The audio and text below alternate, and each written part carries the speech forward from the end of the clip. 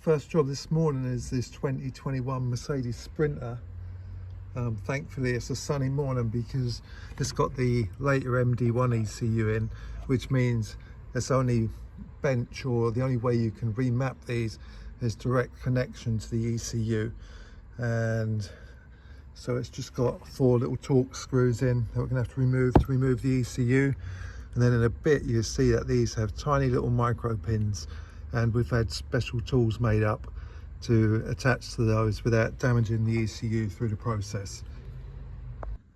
Once the ECU is removed, you don't need to mark up the plugs on these because the lengths they're all different. So you can see when you put the ECU back in that of course you couldn't wire the plugs up wrongly. It's talking about the micro pins.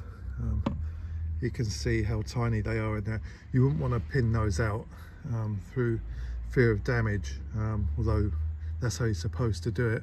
But we've had special plugs made up just for these. And just one other thing, to remove the plugs, there's a little button before the lever comes over. I use this little tiny snap-on tool. It's a fab little tool. I don't know what it's called. It's just like that. It's just a slightly bent screwdriver really, and that's perfect for getting in there, pressing the button and then pulling the lever over.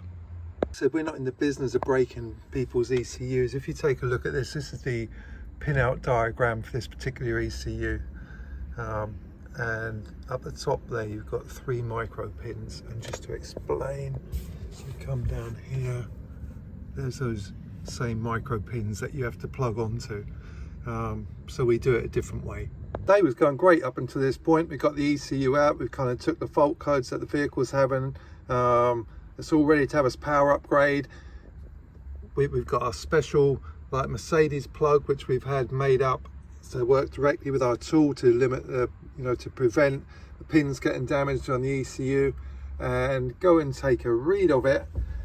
And unfortunately, it's self-explanatory. This ECU has new protections that isn't supported by any tool currently. So, a bit of a wasted journey, but an occupational hazard. Okay, well that's the ECU back in position.